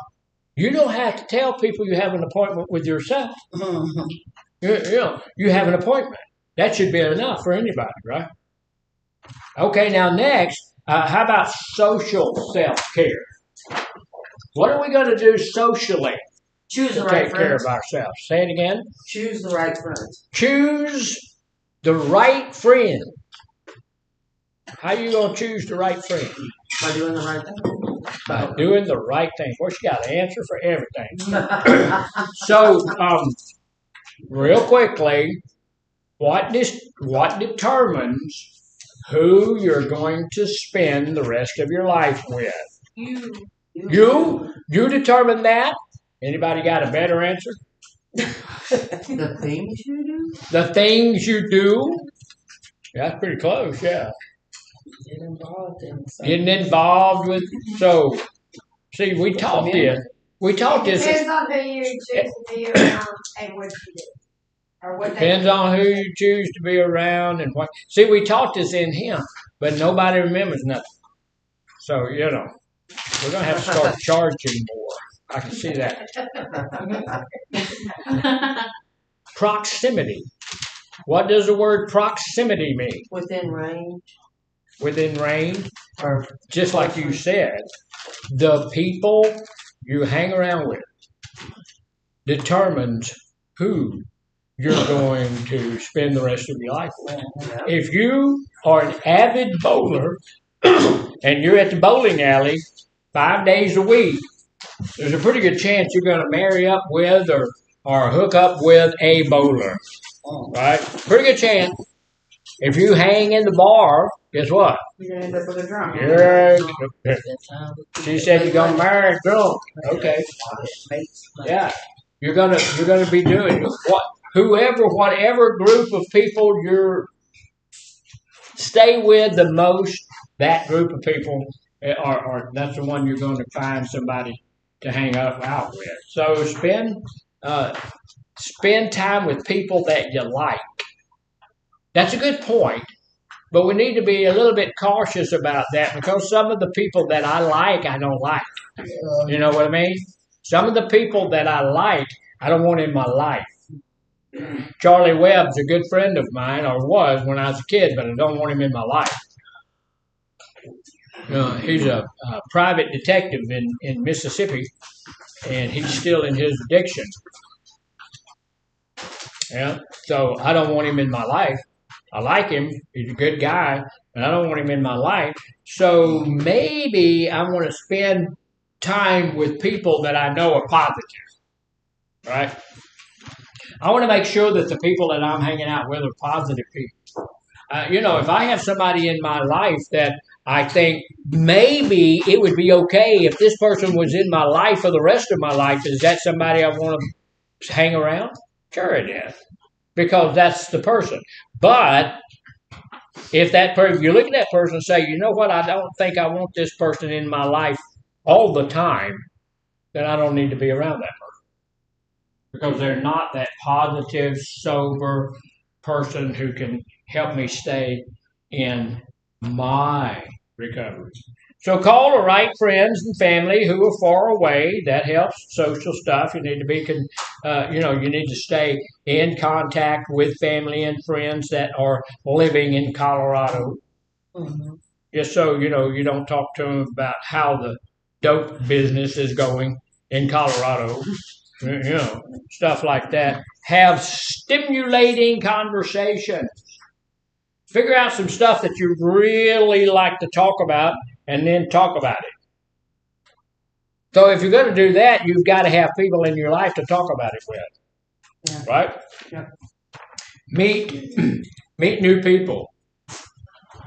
That's a real big social thing. We need to meet new people. But what do we need to do when we're meeting new people? Be careful. Let them know Have that Be careful. Make boundaries. Yes. Make boundaries. Put up boundaries. Have your boundaries in place. Decide to meet new people that are in good places. What did you say? Tell them about your addiction. Oh, yeah. One of the first things you need to know is let the new people know that you are an addict. You have some issue. We don't drink. Yeah, let them know that. That's usually the first or second thing that I let people know when I meet them. I'm a Christian. I love the Lord Jesus Christ, and I'm a drunk.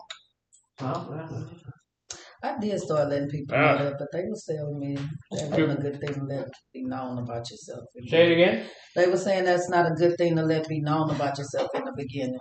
Well, you can always say you're in recovery. Yeah. You know, Well, and yeah. it's on them. If they But they ain't in my life now. That's why they didn't want to know. Yeah. They didn't want that's to. why you just say you're in recovery. And that's Okay. So we have a discussion whether it's a good idea to tell people that we're in recovery or not. Why would it be a bad idea to tell people that you're in recovery? If anything, they judge you. Yeah, they start judging. Yeah. And if you tell people that you're in recovery, do they act differently toward you? Yes. Yeah. If you tell them that you're a Christian, do they act differently toward you? Yes. Yes, they will. Is it okay? Yes. It is for me.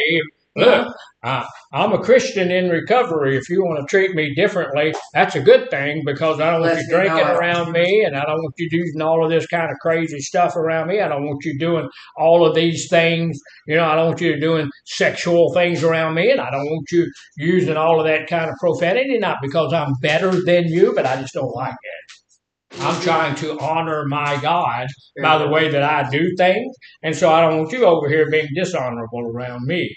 If you want to do that, go somewhere else. But I'm identifying who I am. This is who I am. This is.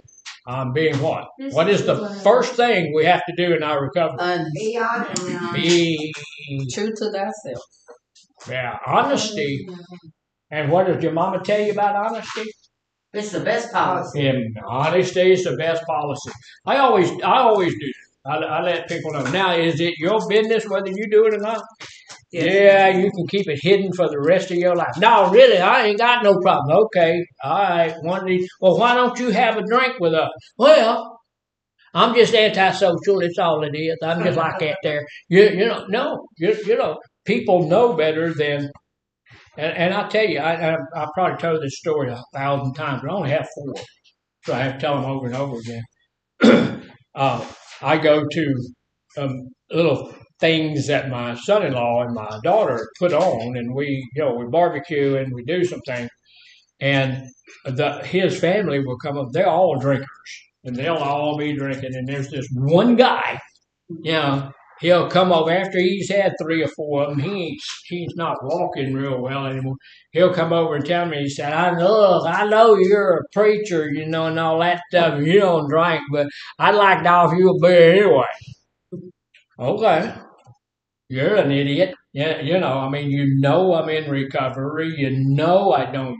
Okay. But I'd like to, I have that's why I don't hang out with those kind of people a lot. Yeah. So we need to meet new people, but I want to meet the new people that's not going to threaten my recovery. And if I meet new people, then I look at that person and say, hey, they may threaten my recovery. What am I going to do? Get away from them. Hey, I just remembered I have an appointment. Itself. They don't need to know it's with myself. Well, not tell them. No, I ain't telling them. But, I have an appointment and I have to leave now. So good to meet you. So I'm going to lie to them on the way off. It was nice to meet you, but I don't want to be around you back. So spend time alone with your romantic partner. Mm-hmm. it's a good thing. That I'm going to take my wife all the way to Alabama, and we're going to be in the truck by ourselves. Greenbow, Alabama. Oh man, it's going to be good. Yeah, do something. Do something that you like doing. Ask others for help when it's needed. When you need some help, what should you do? You should ask for some help.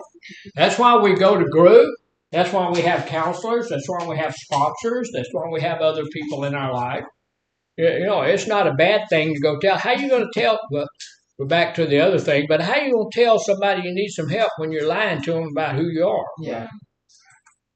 I need some help. What do you need? Well, I can't tell you that, but so I need some help. Do enjoyable activities with other people up to a point. Make sure that what you're doing is positive, wholesome, and sober, right? Sure, if somebody comes by and says, hey, I really like you. You want to go hold up a liquor store with me? Don't do that. Don't do those things. Do good, positive, sober things, right? And if they don't have that, we don't want to do that.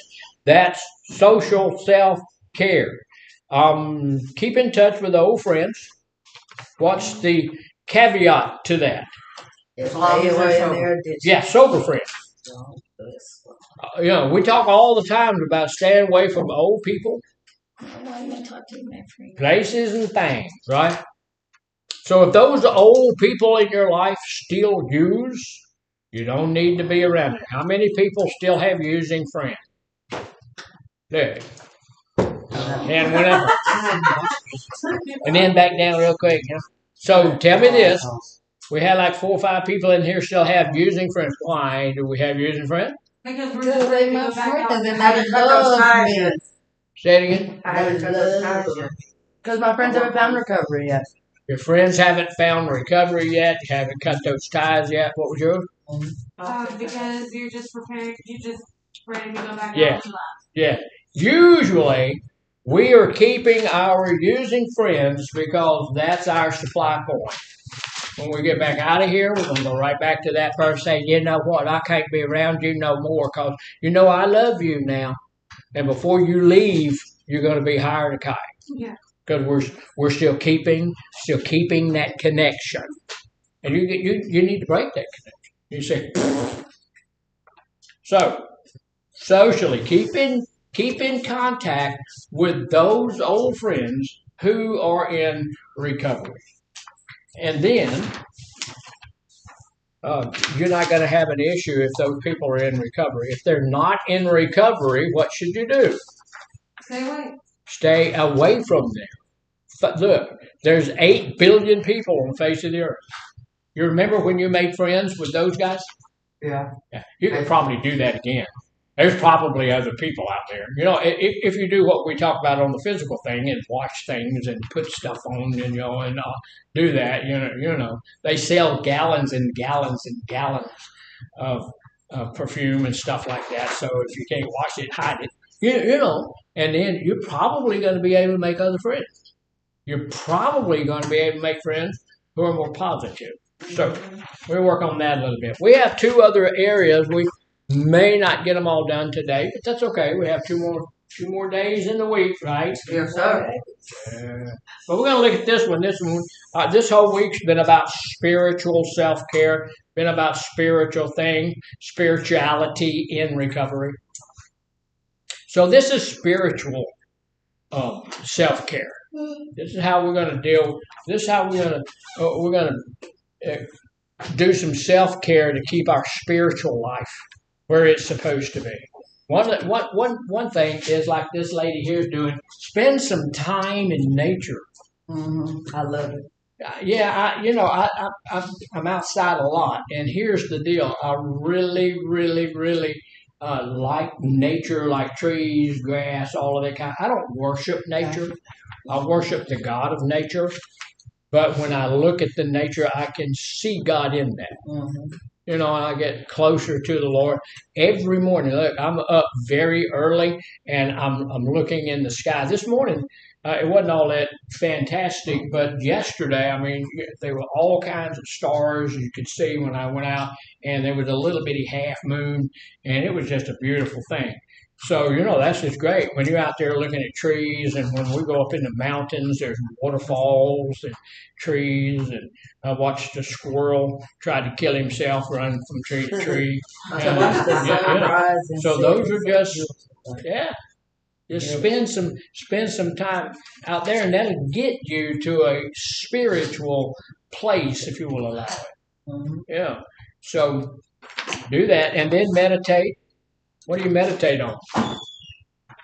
God, You meditate on the spiritual aspects. You can meditate on what God has done in that stuff that you're looking at out there. You can meditate on scripture. You can meditate on where you are in your life right now. You can meditate on the fact that you are in recovery and how are you going to stay there. What is meditating? pondering a thought. Something good.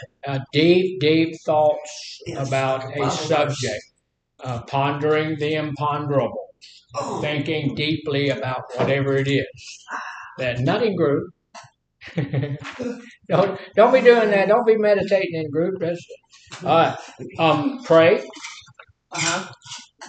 If you are a believer and you actually believe that you can actually talk Mhm. to God. Yeah.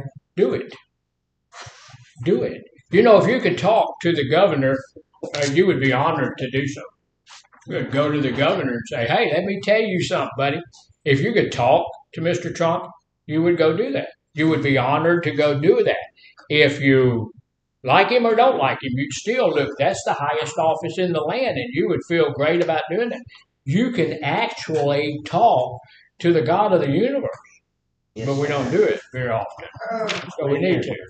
So pray. That's going to help your spiritual self-care if you, what's the word I'm looking for? If you get yourself into a place where you are in communication with your intimate communication with your higher power. Recognize the things that give meaning to your life. What gives meaning to your life? My daughter. Your daughter gives meaning to your life. Yeah, my daughter gives meaning to my life. My kids give meaning. I have 2 sons and a daughter. And I have a bunch of grandkids, and I have a couple of great-grandkids. When I first had them, I went to the hospital, and this is your great-grand. And what's so great about, just a little ugly kid, So. But they give meaning to my life, right? And so, praise God for them, and I do, and they give meaning. But I think about that and recognize that those folks give meaning to my life. What else gives meaning to your life? Being active in your community. Recovery. Being what? Being active in your community. Being active in your community. Somebody said recovery. My recovery does give meaning to my life. I talk to a lot of people who tell me they cannot do it. I've been in treatment. This is the 7th time I've been in treatment. I'm never going to be able to do it. I can't do it. It's too hard. I can always tell that person. I'm in the same boat you are. I went through the same thing you did. But look, it is hard. But you can do it. Yeah. If I can do it, Yeah. you can do it. You can do it. You can do it. Yeah, and no doubt in my mind whatsoever. You can do it. You probably got a better chance than I had. I was living under a house, eating worms. Look, and I say that, I want y'all to know I have never really actually eaten a worm. I never have. I have eaten ants. Ants.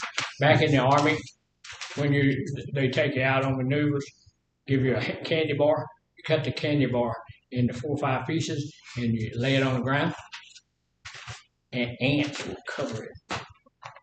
And then you eat that, and that gives you protein, because the ants are total, complete protein. You gotta chew them up good and swallow them quick. so they don't bite you on the way there. Uh-uh. Worms taste like dirt. Lady said, I'm gonna go hungry. Recognize the things that have meaning in your life. Act in accordance with your morals and your values. We all have morals. We all have values. Some of your values are not my values. Some of my values are not your values, right? Yeah. But I need to act in accordance with mine. Why is that important? There's going to be people that's going to come to see you and ask you to act outside of your moral stance, act outside of the values that you have. My value, a lot of my values is my relationship with God, my relationship with my wife, my relationship with my kids, my relationship with my recovery. And when somebody says, hey, let's go here, let's do that, nope, can't do it because of all of these things. Can't do it. So set aside time for thought, set aside time for reflection. What does that mean? Wow. To look back and reflect on your day at the end of the day. At the end of the day, take a look, see how things are going, see where, a lot of the time when my addiction comes back and says, hey, you need to, then I can look at where I was and say, hey, I really don't want to go back there. So I do that from time to time. Let me tell you something. I don't dwell on that. That was then. This is now. I'm not going to dwell on the bad, the ugly, the nasty stuff back there. But I do from time to time reflect on that. Look what God has brought me from. Mm-hmm. And, I have sometimes the devil tell you, well, you ain't much now. I'm not that much now, but I'm a whole lot more than I was. Yeah, I may not have completed the journey, but I have at least started. Mm-hmm. I have started. So that's a big thing. So look at that. Participate in a cause that you feel is more important than you.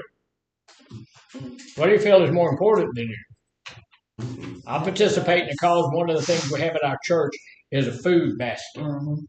Right? People come and get food. We had a guy that's about to become an Eagle Scout, and he's building a thing that's going to go in the front of our church, which is it's a food pantry thing. It's right out. It's out there at the end of the driveway, and it's you take something out if you want to, and you put something in. We have that in my The blessing stand. A blessings box. Yeah, that's what it's called. And he hasn't gotten it done yet, but he's going to get it up there, and so people come. That's a bigger thing than me because I was hungry when I was a kid. I was hungry when I was a little older. I don't appreciate anyone going hungry. If you're hungry, I'll feed you. Mm-hmm. If you're hungry, I'll feed you. So so I don't think I feel like that is more important than me. That's bigger than me, and so I'm involved in that. Also appreciate art that is impactful in your life: music, film, literature, whatever it is. Like I said, I'm a voracious reader. I enjoy reading, and I read all the time, and I reread my own books because nobody else is reading them. So now Steve, we're almost in a victim space. All right, then. So I want to appreciate those things that are impactful to me. So let me ask you something. We're at the end of our group. Do we know a little bit more about how to take care of ourselves and how to have some self-care and what areas in our life need to be considered when we're thinking about self-care? Yes. See, one of the things that I learned through the studying and get prepared for the group is that self-care encompasses a whole lot more than I was thinking of. Mm-hmm. When I was thinking of self-care, I was thinking of, staying clean and eating and doing some of those things, but it encompasses a whole lot more than just that, right? Mm-hmm. And here's the important thing. Self-care is important to my recovery. Oh, yeah. If I am not at a place where I'm really taking care of me, then my addiction will take care of me. Oh yeah. It's going to bring itself back. Yes, Self-care goes hand in hand with the maintenance stage. yes, yes. She said self-care goes hand in hand with the maintenance stage. And, it does.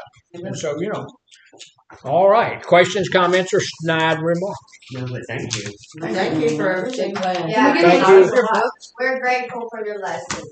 Thank you. I appreciate that. And look, we're going to continue on tomorrow. We'll be right here. We'll be over there at 9 o'clock.